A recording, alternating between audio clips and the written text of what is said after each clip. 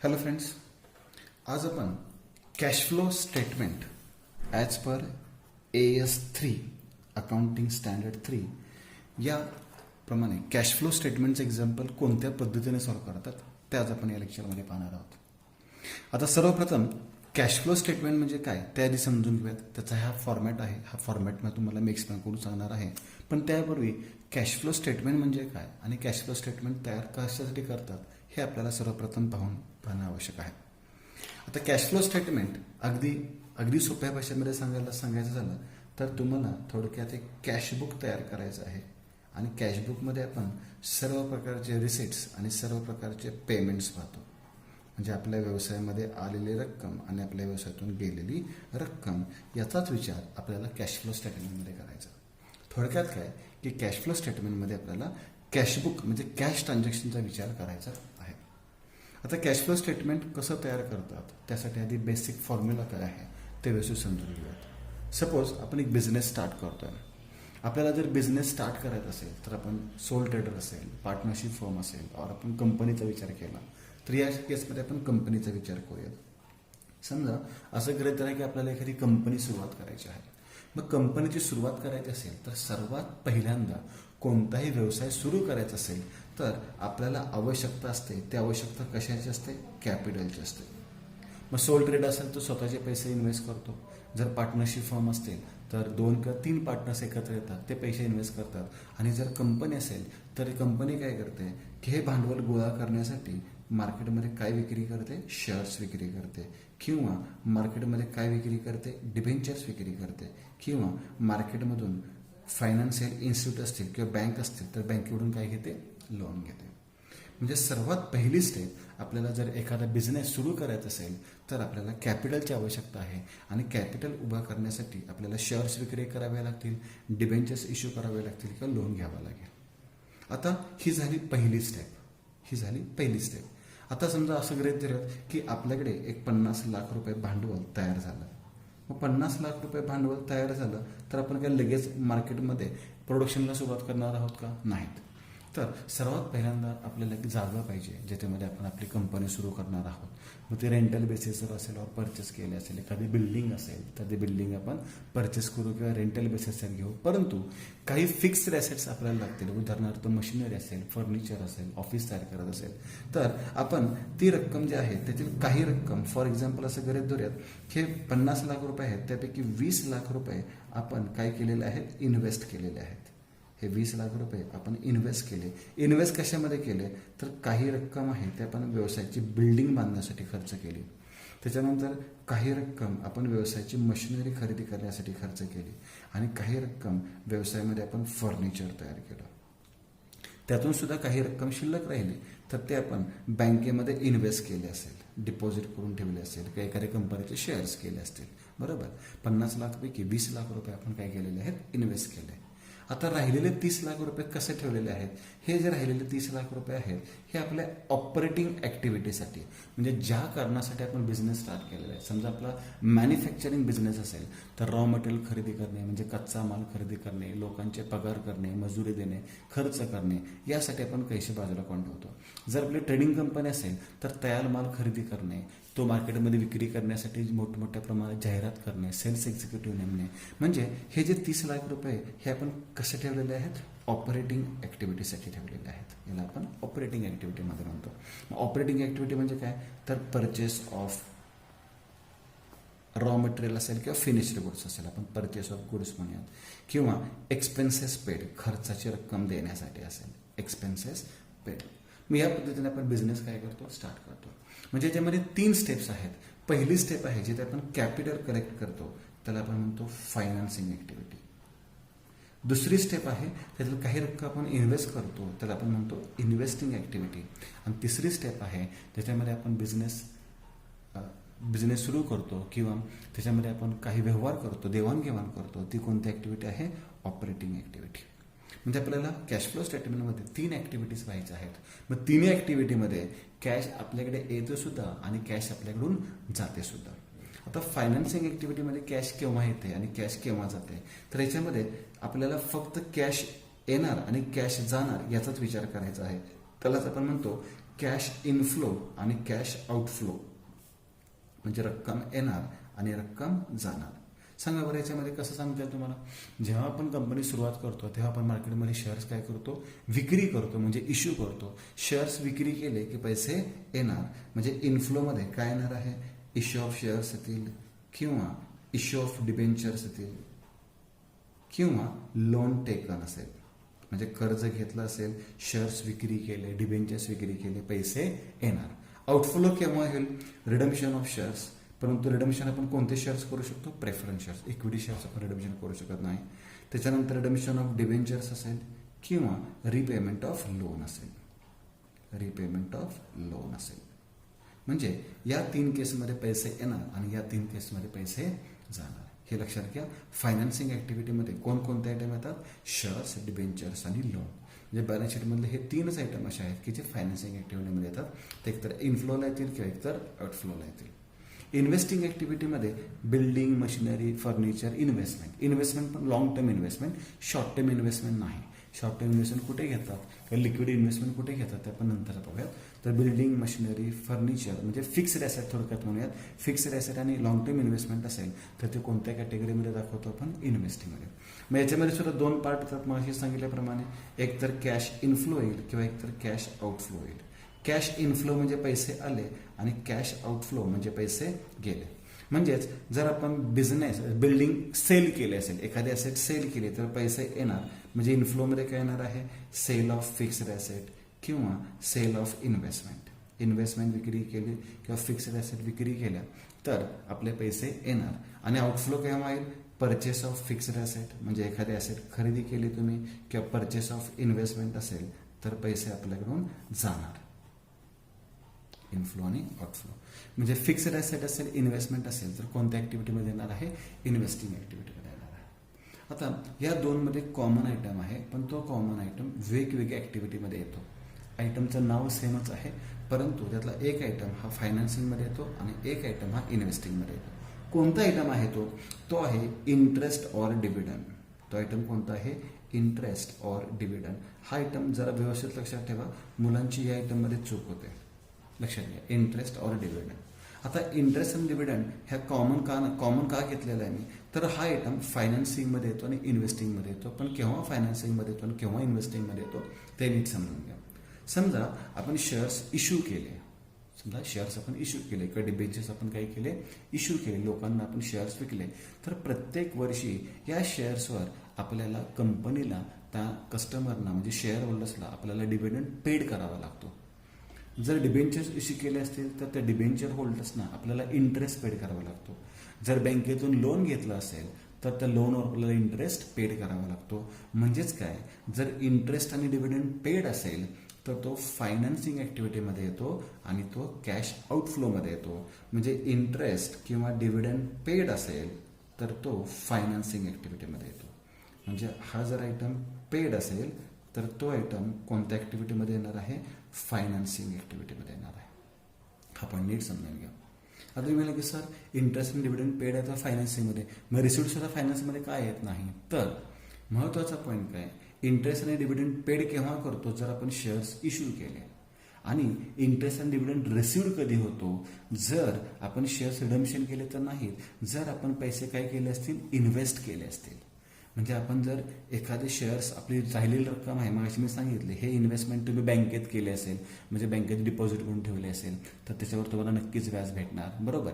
एखाद्या कंपनीचे डिबेंचर्स तुम्ही खरेदी केले असतील, एखाद्या कंपनीचे शेअर्स, मोठ्या कंपनीचे शेअर्स तुम्ही खरेदी केले असतील तर त्याच्यावर तुम्हाला डिव्हिडंड मिळणार. म्हणजे जर तुम्ही पैसे इन्व्हेस्ट केले तर त्याच्यावर तुम्हाला डिव्हिडंड किंवा इंटरेस्ट मिळतो. म्हणजे इंटरेस्ट आणि डिव्हिडंड रिसिव्ड असेल तर तो कोणत्या ऍक्टिव्हिटीमध्ये येतो, इन्व्हेस्टिंग ऍक्टिव्हिटीमध्ये येतो. हा फक्त पॉईंट लक्षात घ्या. मग तो इनफ्लोमध्ये येणार आहे, इंटरेस्ट ऑर डिव्हिडंड रिसिव्ड. ठीक आहे. मग ह्या 2 आयटमला मी स्टार करून ठेवतो, ह्याच्यामध्ये फक्त कन्फ्युजन करू नका, हे आयटम तुम्हाला लक्षात ठेवायचे. आता राहिली शेवटची कोणती, ऑपरेटिंग ऍक्टिव्हिटी. आता ह्याच्यामध्ये ऑपरेटिंग ऍक्टिव्हिटीमध्ये एकूण 2 मेथड आहेत, एक डिरेक्ट मेथड आणि एक इनडायरेक्ट मेथड. मग डिरेक्ट मेथड कशी सॉल्व्ह करायची आणि इनडायरेक्ट मेथड कशी सॉल्व्ह करायची, हा पॉईंट खूप महत्त्वाचा आहे. डिरेक्ट मेथड अगदी सोपी आहे. डिरेक्ट मेथड अगदी सोपे आहे आणि इनडायरेक्ट मेथड सुद्धा सोपे आहे. फक्त डिरेक्ट मेथड आणि इनडायरेक्ट मेथडमध्ये कॉन्ट्रास्ट आयटम घेतात. म्हणजे याच्यामध्ये मी सांगितलं की आपण कॅशबुक प्रमाणे कॅल्क्युलेशन करतोय, मग डिरेक्ट मेथडमध्ये फक्त कॅश आयटम घेतात आणि इनडायरेक्ट मेथडमध्ये आपण नॉन कॅश आयटम घेतो. तो कोणता पॉईंट आहे, तो फॉर्मॅट कसा लक्षात ठेवायचा आहे ते मी सांगेन. आणि आपल्याला मॅक्सिमम इनडायरेक्ट मेथडवर एक्झाम्पल विचारलं जातं बीकॉम लेवलला, परंतु पुढे तुम्हाला कोणत्याही मेथडने विचारलं तर ते सॉल्व्ह करता आलं पाहिजे. तरीसुद्धा मी दोन्ही पद्धतीने एक्झाम्पल सॉल्व्ह करून देणार आहे. आता जर डिरेक्ट मेथड असेल तर डिरेक्ट मेथडमध्ये कॅश येण्याचे मार्ग कोणते, इनफ्लो कोणते आणि कॅश जाण्याचे मार्ग कोणते, आउटफ्लो कोणते. तर कॅश येण्याचे मार्ग कोणते, जर तुम्ही माल विक्री केला त्याला आपण सेल ऑफ गुड्स म्हणतो. माल विक्री केला तर रक्कम येणार. त्याच्यानंतर जर उधारीने माल तुम्ही डेटर्सना विक्री केला असेल आणि त्याच्याकडून पैसे मिळाले तर त्याला आपण म्हणतो कलेक्शन फ्रॉम डेटर्स. त्याला आपण म्हणतो कलेक्शन फ्रॉम डेटर्स. आणि सर्वात शेवटी जर आपल्याला इन्कम रिसिव्ड असेल, उत्पन्न मिळालं असेल तर त्याला आपण काय म्हणतो, कॅश इनफ्लो. हे झाले ऑपरेटिंगचे इनफ्लोचे 3 आयटम. आउटफ्लोचे 3 आयटम कोणते, कॅश जाण्याचे मार्ग कोणते, तर परचेस ऑफ गुड्स म्हणजे तुम्ही माल खरेदी केला असेल, किंवा पेमेंट टू क्रेडिटर्स जर तुम्ही क्रेडिटर्सना रक्कम दिली असेल, किंवा एक्सपेन्सेस पेड जर तुम्ही काही खर्चाची रक्कम दिली असेल तर ते कशामध्ये दाखवतो आपण, ऑपरेटिंगमध्ये दाखवतो.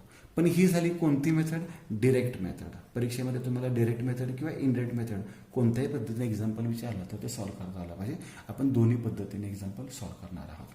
तर डिरेक्ट मेथड ही झाली आणि इनडायरेक्ट मेथडने जर विचारलं तर त्याचा फॉर्मॅट कोणता आहे तो मी तो समोर लिहून दिलेलाच आहे. तर लक्षात घ्या, फायनान्सिंग ऍक्टिव्हिटीमध्ये कोणकोणते आयटम येतात, शेअर्स, डिबेंचर्स, लोन. इन्व्हेस्टिंग ऍक्टिव्हिटीमध्ये कोणते येतात, तर फिक्स्ड ॲसेट आणि लॉंग टर्म इन्व्हेस्टमेंट.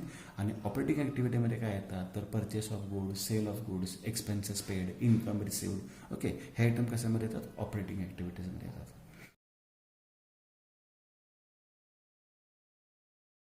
आता यानंतर मी तुम्हाला एक फॉर्मॅट एक्सप्लेन करून सांगणार आहे आणि हा फॉर्मॅट आहे इनडायरेक्ट मेथडचा. अकाउंटिंग स्टँडर्ड 3 प्रमाणे म्हणजे ICAIचे जे रूल्स अँड रेग्युलेशन्स आहेत, जे गायडलाईन्स दिलेले आहेत त्याप्रमाणे आपल्याला फॉर्मॅट लक्षात ठेवायचा आहे. आता डिरेक्ट मेथड आणि इनडायरेक्ट मेथडमधला फरक काय, तर डिरेक्ट मेथडमध्ये ऑपरेटिंगमध्ये हे आयटम येतात, इनडिरेक्ट मेथडमध्ये ऑपरेटिंगमध्ये हे आयटम येतात. तर आधी मी डिरेक्ट मेथडचा फॉर्मॅट सांगतो, लक्षात घ्या. Cash flow statement, cash flow statement,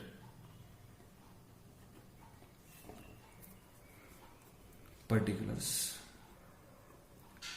rupees and rupees, 3 column करतो आपण. सुरुवातीलाच आपण काय घेतो, A cash flow from operating activity.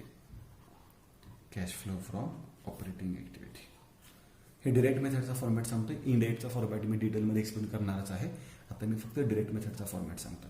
मग याच्यामध्ये पैसे येण्याची कारणं कोणकोणते आहेत, तर त्याला आपण रिसिट्स म्हणूया थोडक्यात.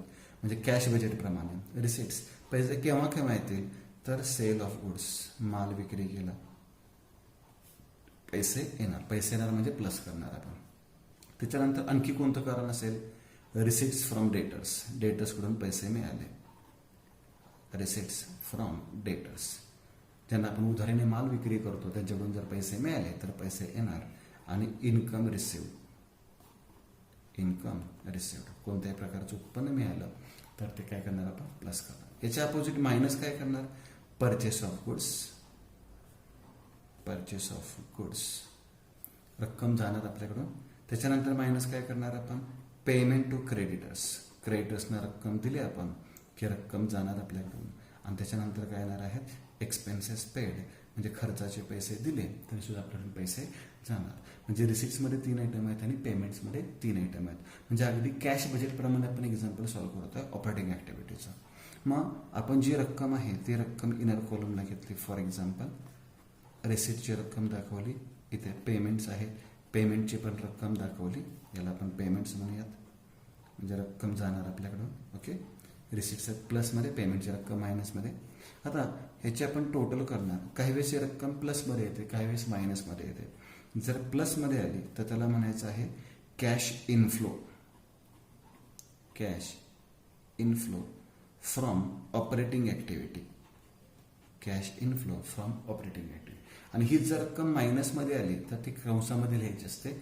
मायनसमध्ये आली तर कॅश आउटफ्लो म्हणायचं आहे. मायनसमध्ये आलं तर काय म्हणायचं आहे? Cash outflow.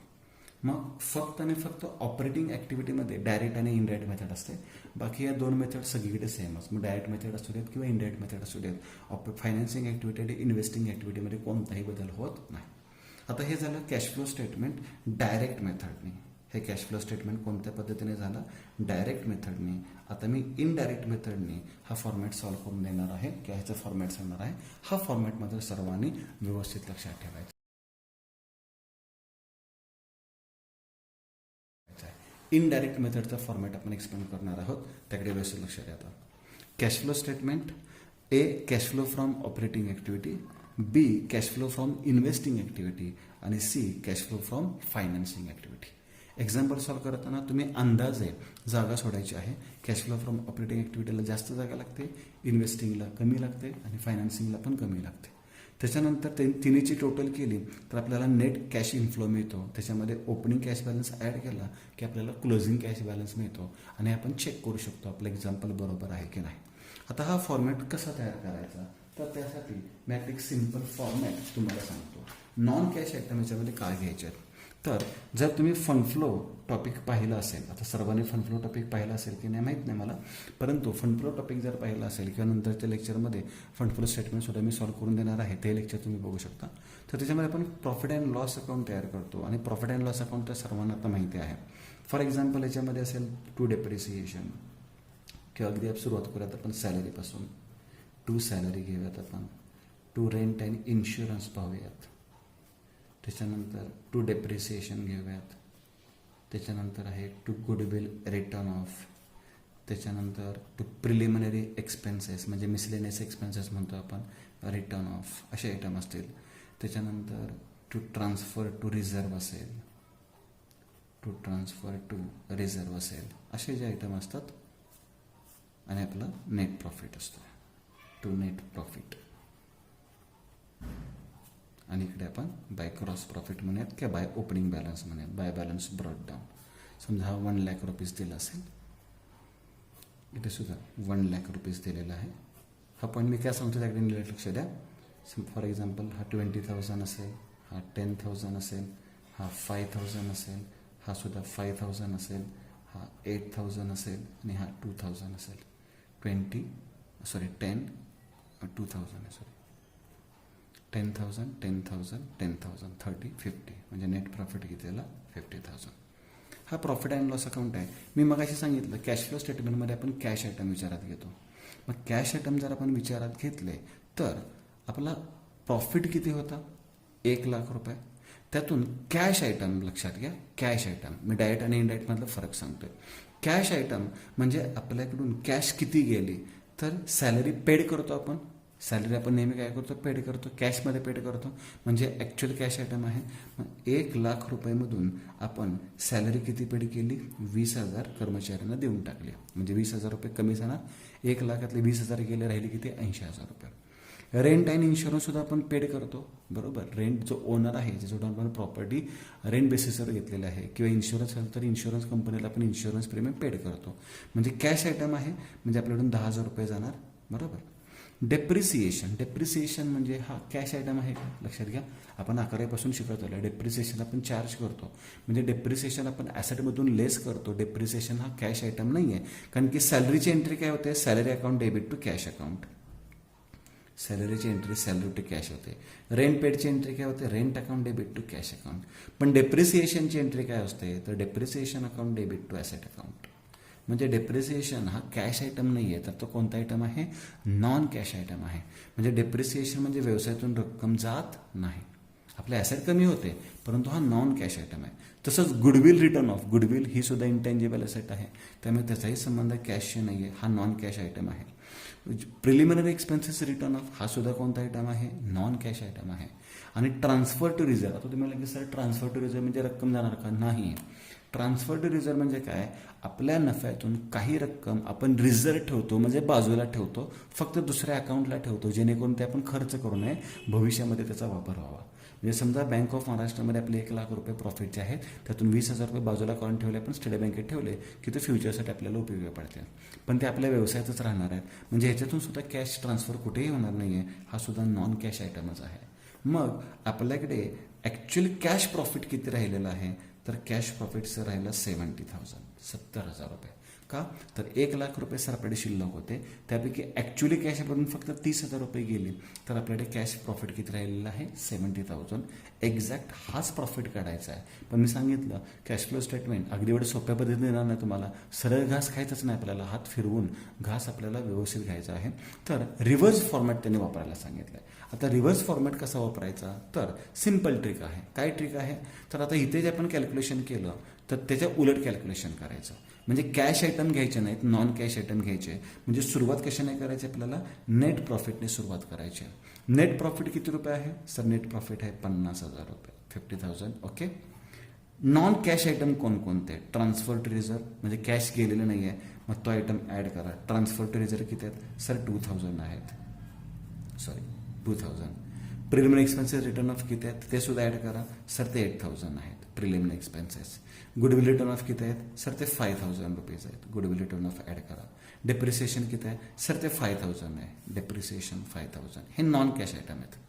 बघा, हे नॉन कॅश एक्सपेन्सेस काय केले आपण, ॲड केले. रिव्हर्स करतो ना आपण, मग एक्सपेन्सेस काय करायचे आहेत, एक्सपेन्सेस अँड लॉसेस ॲड करायचे. इन्कम असेल तर काय करायचं आहे, लेस करायचं. रिव्हर्स करायचं कॅल्क्युलेशन. रिव्हर्स कॅल्क्युलेशन करतोय आपण. नॉर्मल कॅल्क्युलेशन तर पाहिलं त्याला आपण डायरेक्ट मेथड म्हणतो, आणि रिव्हर्स कॅल्क्युलेशन करतो तेव्हा त्याला आपण काय म्हणतो, इनडायरेक्ट मेथड म्हणतो. मग इनडायरेक्ट मेथडमध्ये काय केलं सर, आपण नेट प्रॉफिट घेतला आणि जे नॉन कॅश आयटम आहेत ते त्याच्यात काय केले, ॲड केले. मग डेप्रिसिएशन असेल, गुडविल रिटर्न ऑफ असेल, प्रिलिमिनरी एक्सपेन्स असेल, ट्रान्सफर टू रिझर्व असेल, हे सगळे आयटम काय केले सर, ॲड केले आपण. मग 50, 52, 60, 65 आणि 5, 70, म्हणजे आपला नेट प्रॉफिट किती आलेला आहे, 70,000. तुम्ही कोणत्याही पद्धतीने सॉल्व्ह केलं तरी तुमचा आन्सर सेमच येणार आहे. मग तुम्हाला ही पद्धत ICAI वापरायला सांगितलेली आहे. ICAI रूल्स अँड रेग्युलेशन प्रमाणे, म्हणजे AS3 प्रमाणे तुम्हाला ही पद्धत वापरायची आहे. ह्याच्यामध्ये थोडासा एक चेंज लक्षात ठेवायचं तुम्हाला. कोणता चेंज, तर लक्षात घ्या, ह्याच्यामध्ये चेंज असंच आहे की प्रॉफिट अँड लॉस अकाउंट जो आपण दाखवतो, हा जो नेट प्रॉफिट आहे, ह्या नेट प्रॉफिटमध्ये कोणकोणते आयटम दाखवायचे आहेत, तर सर नेट प्रॉफिट दाखवायचं आहे. Transfer to reserve, transfer to reserve हा एक आयटम दाखवायचा आहे.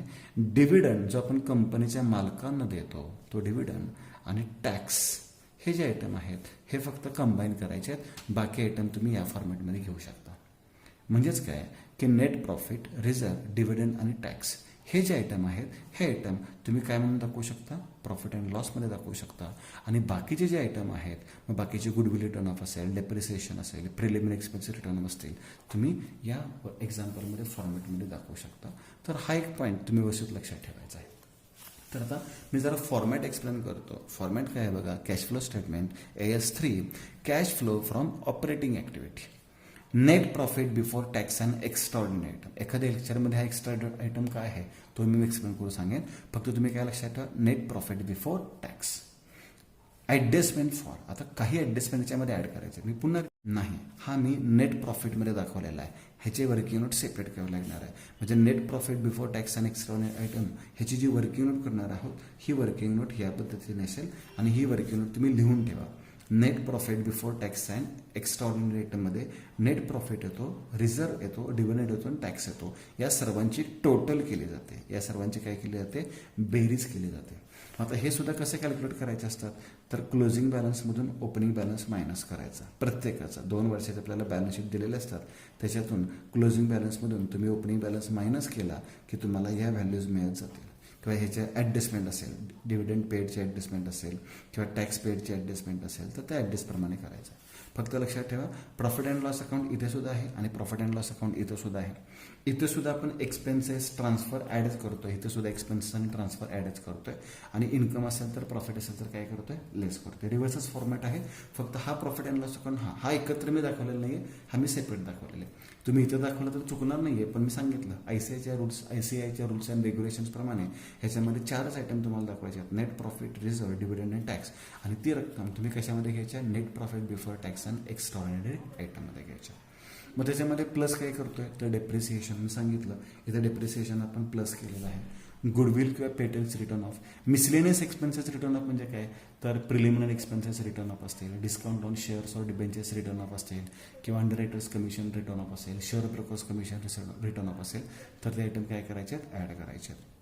Loss on sale of fixed asset सुद्धा काय करायचं, ॲड करायचं. एक्सपेन्सेस ॲड करतोय तर एक लॉस सुद्धा काय करायचा, ॲड. त्याच्या अपोजिट प्रॉफिट असेल तर काय करायचं आहे, लेस करायचं.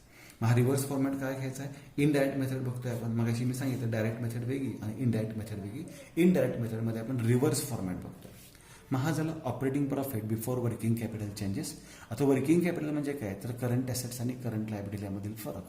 मग करंट ॲसेट्स आणि करंट लायबिलिटीमध्ये चेंजेस काय झालेले आहेत, तर काही ॲसेट्स वाढलेले असतात, काही ॲसेट्स कमी झालेले असतात, काही लायबिलिटी वाढलेल्या असतात, काही लायबिलिटीज कमी झालेल्या असतात. मग ते इन्क्रीज डिक्रीज त्याच्यामध्ये काय करतो, ॲड लेस करतो.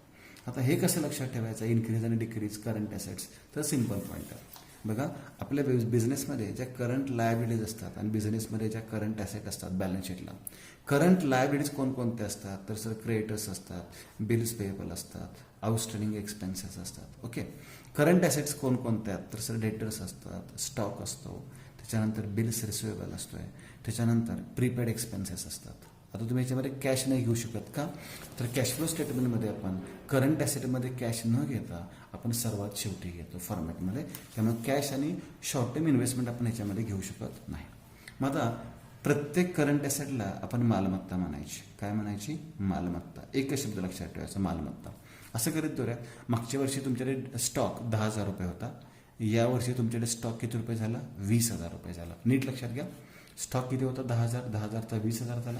स्टॉक वाढला म्हणजे पैसे येणार की जाणार. तुम्ही फक्त रकमेचा विचार करायचा. तर तुम्ही सांगणार की सर स्टॉक वाढला म्हणजे मालमत्ता खरेदी केली असणार, म्हणजे पैसे जाणार म्हणजे ही रक्कम काय होणार आहे, मायनस होणार.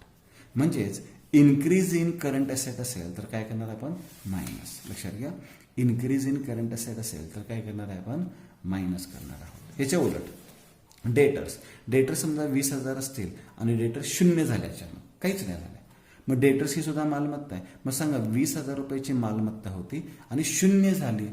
आता 20,000 रुपयाची मालमत्ता 0 झाली तर ही मालमत्ता काय केली असणार, विक्री केली असणार म्हणजे पैसे येणार की जाणार, तर सर पैसे येणार.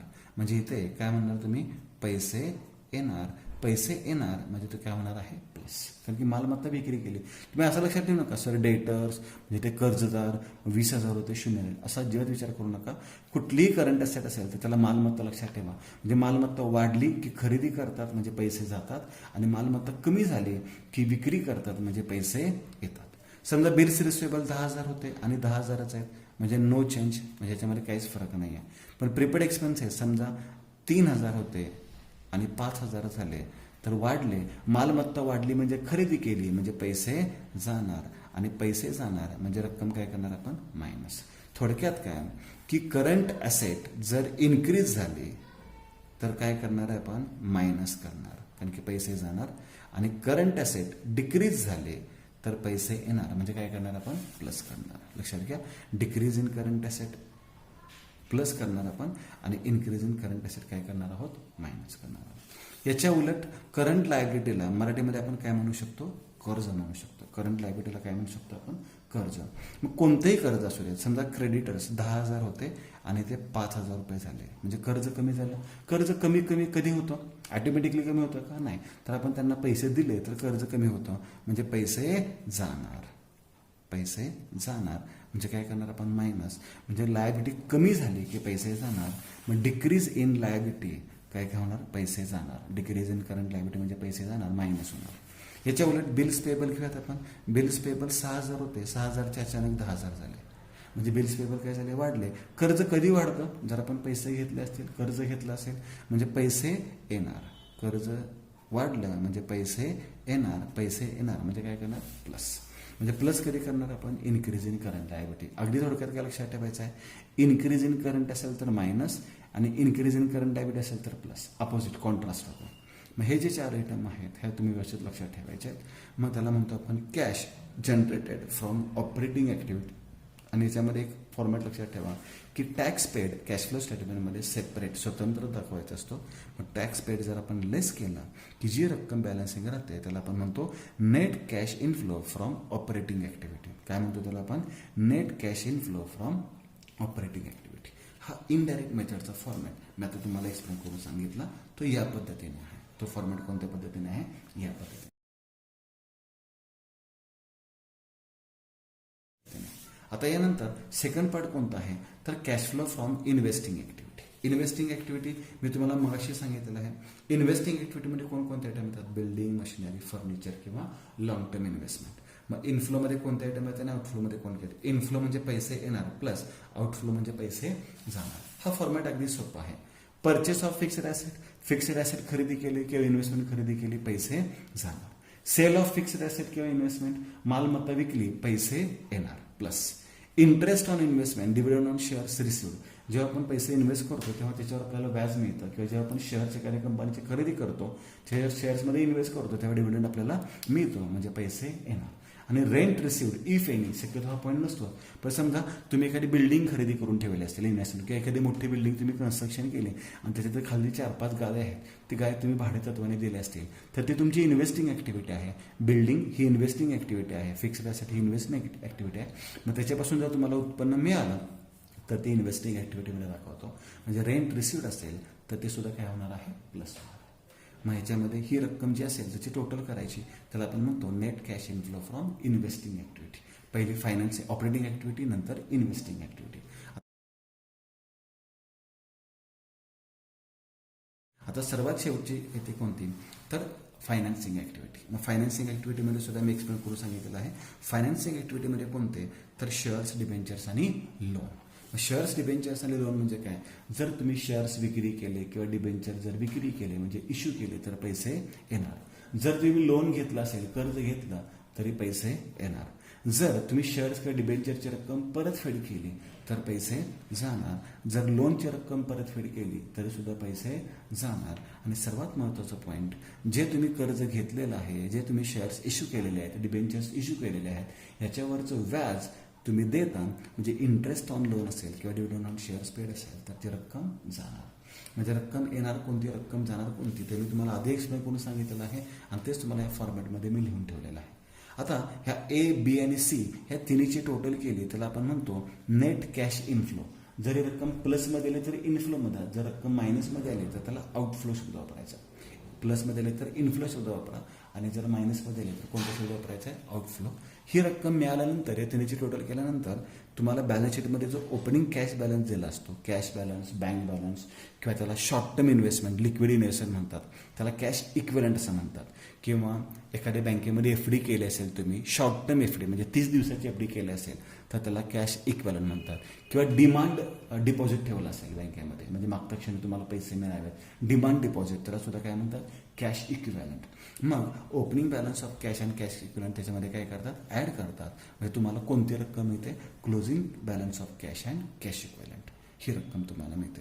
मग या पद्धतीने हा जो फॉर्मॅट आहे हा फॉर्मॅट मी तुम्हाला एक्सप्लेन करून सांगितलेला आहे. हा इनडायरेक्ट मेथडचा फॉर्मॅट आहे आणि हा डायरेक्ट मेथडचा फॉर्मॅट आहे. डायरेक्ट आणि इनडायरेक्ट मेथड फक्त आणि फक्त ऑपरेटिंग ॲक्टिव्हिटीसाठी असते, इन्व्हेस्टिंग आणि फायनान्सिंग ॲक्टिव्हिटीसाठी नसते. मग तुम्हाला कोणत्याही पद्धतीने एक्झाम्पल सॉल्व्ह करता आलं तर ते कोणत्याही पद्धतीने तुम्हाला एक्झाम्पल विचारलं तर ते तुम्हाला सॉल्व्ह करता आलं पाहिजे.